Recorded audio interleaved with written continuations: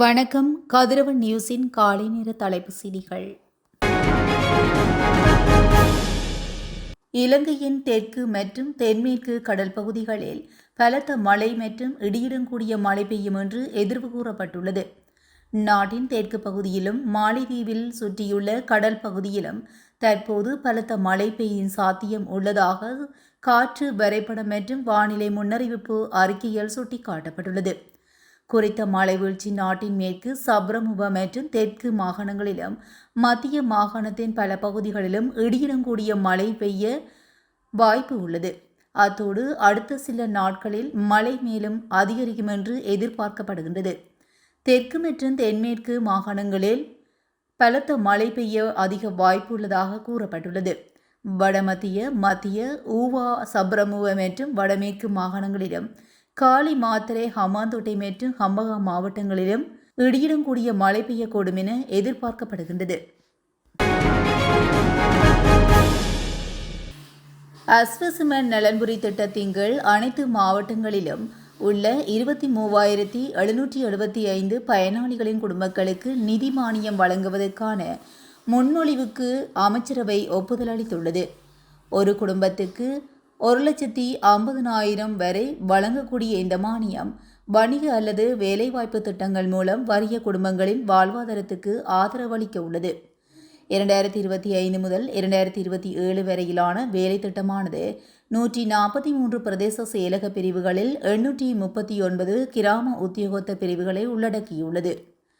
இதன் மேலும் அஸ்வசுமன் நலன்புரி உதவி திட்டத்தின் கீழ் தற்போது சலுகைகளை பெற்று வரும் வறிய குடும்பங்களை சேர்ந்த 1.2 மில்லியன் குடும்பங்களை வலுவூட்டும் பொறுப்பு சமுர்த்தி அபிவிருத்தி திணைக்களத்திடம் ஒப்படைக்கப்பட்டுள்ளதாக தெரிவிக்கப்பட்டுள்ளது. அத்துடன் இதன் முன்னோடி திட்டங்கள் ஆசிய அபிவிருத்தி வங்கி மற்றும் உலக வங்கி ஆகியவற்றின் நிதி மற்றும் தொழில்நுட்ப உதவியுடன் செயல்படுத்தப்படுகின்றன. பழங்களின் மொத்த விலை அதிகரித்துள்ளதாக பேலியகுடை பழ வியாபாரிகள் சங்கத்தின் தலைவர் சுரங்க பெரிதிலால் தெரிவித்துள்ளார். தொடர்ந்தும் கருத்து தெரிவித்த அவர், விவசாயிகளுக்கான சாகுபடி மற்றும் போக்குவரத்து செலவு அதிகமாக இருப்பதால் பழங்களின் விலை அதிகரித்துள்ளது. இதனால் அவற்றின் விற்பனை குறைந்துள்ளது. அதன்படி 1 கிலோ மாம்பழம் 400 ரூபாவுக்கும் 500 ரூபாவுக்கும், அல்போன்சா மாம்பழம் 1000 ரூபாவுக்கும், திவுள் 280 ரூபாவுக்கும் 300க்கும், பெல்லி 500 ரூபாவுக்கும் 600 ரூபாவுக்கும், பப்பாளி பழம் 400 ரூபாவுக்கும், கொய்யா பழம் 500 ரூபாவுக்கும் 600 ரூபாவுக்கும் விற்பனை செய்யப்படுகின்றது. இந்த பழங்கள் நுகர்வோரை சென்றடையும் போது அவற்றின் விலை இன்னும் அதிகரிக்கின்றது. இதனால் பொதுமக்கள் பழங்களை வாங்குவது கடினம் என்று அவர் குறிப்பிட்டுள்ளார். கொழும்பு நீர்கொழும்பு பிரதான வீதியில் பணத்துக்காக முச்சக்கர வண்டி ஓட்ட பந்தயத்தில் ஈடுபட்ட 11 பேர் கைது செய்யப்பட்டதாக யாயல போலீசார் தெரிவித்தனர். யாயல போலீசாருக்கு கிடைத்த தகவலை அடுத்து சுற்றி வளைப்பில் சந்தேக நபர்கள் தடுக்கம மற்றும் துடெல்ல ஆகிய பிரதேசங்களுக்கு இடையிலுள்ள பகுதியில் வைத்து கைது செய்யப்பட்டுள்ளனர். கைது செய்யப்பட்டவர்கள் 15 மற்றும் 16 வயதுடைய இருவருமே 20 முதல் 26 வயதுக்குட்பட்ட 9 பேரும் ஆவார்கள். யாயல, வத்தலை, கந்தானை, சீதுவை மற்றும் கனேமுல்ல ஆகிய பிரதேசங்களில் வசிப்பவர்களே கைது செய்யப்பட்டுள்ளனர். சந்தேக நபர்களிடமிருந்து 11 முச்சக்கர வண்டிகள் கைப்பற்றப்பட்டதாக போலீசார் தெரிவித்தனர். முதலில் 3 முச்சக்கர வண்டிகள் ஓட்டப்பந்தயத்தில் ஈடுபட்டுள்ள நிலையில் அவர்களின் பாதுகாப்புக்காக 8 முச்சக்கர வண்டிகள் பின்தொடர்ந்து சென்றுள்ளதாக போலீசாரின் விசாரணையில் தெரிய வந்துள்ளது. கைப்பற்றப்பட்ட முச்சக்கர வண்டிகள் சட்டவிரோதமாக இறக்குமதி செய்யப்பட்ட வாகன உதிரிப்பாகங்களை பயன்படுத்தி உருவாக்கப்பட்டவை என்பதும் போலீசாரின் விசாரணையில் தெரிய வந்துள்ளது. மேலும் இது தொடர்பான மேலதிக விசாரணைகளை யாயல போலீசார் மேற்கொண்டு வருகின்றனர்.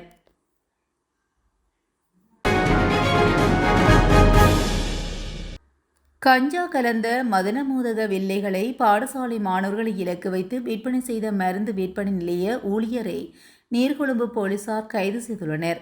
இந்த மருந்து விற்பனை நிலையத்துக்கு அருகிலுள்ள பாடசாலை மாணவர்கள் அடிக்கடி வந்து செல்வதாகவும் அவர்கள் ரகசியமாக ஒரு வகை மாத்திரைகளை வாங்கி கடையை விட்டு வெளியேறும் போது இந்த மாத்திரைகளை வாயில் போட்டுக் கொள்வதாகவும் நீர்கொழும்பு போலீஸ் நிலைய சிறுவர் மற்றும் மகளிர் பிரிவு பொறுப்பதிகாரிக்கு தகவல் கிடைத்தது.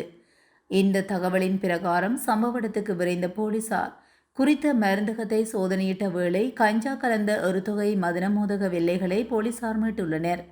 அதனை அடுத்து குறித்த மருந்தக ஊழியரை கைது செய்து போலீஸ் நிலையத்தில் தடுத்து வைத்து விசாரணைகளை முன்னெடுத்துள்ளனர்.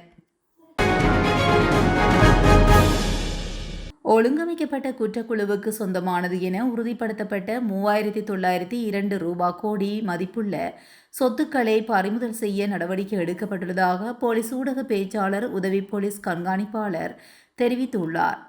நேற்று நடைபெற்ற விசேட செய்தியாளர் சந்திப்பில் பங்கேற்ற போது அவர் இதனை தெரிவித்துள்ளார்.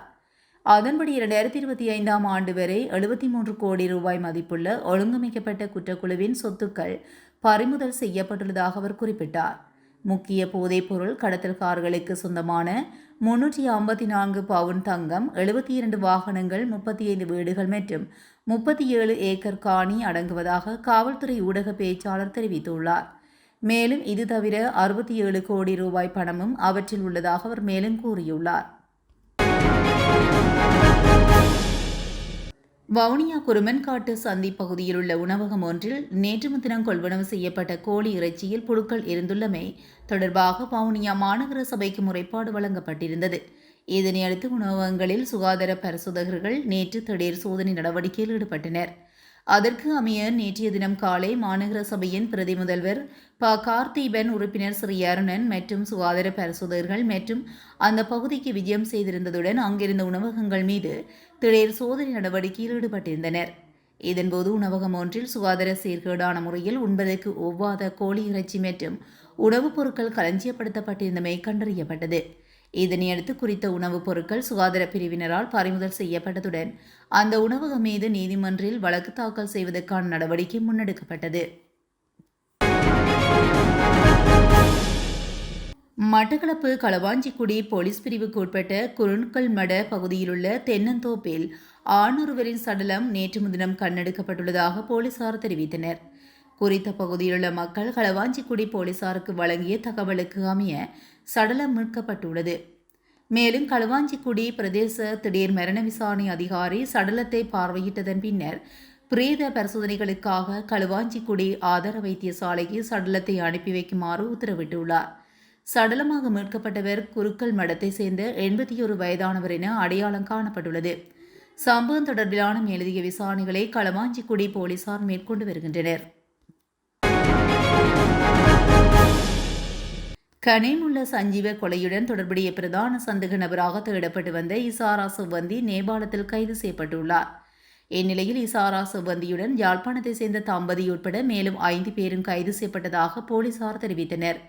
கைதானவர்களில் கம்பகா மற்றும் நுகேகொட பகுதிகளை 2 மற்றும் யாழ்ப்பாணத்தை சேர்ந்த தம்பதியும் அடங்குவதாக போலீசார் தெரிவித்துள்ளனர்.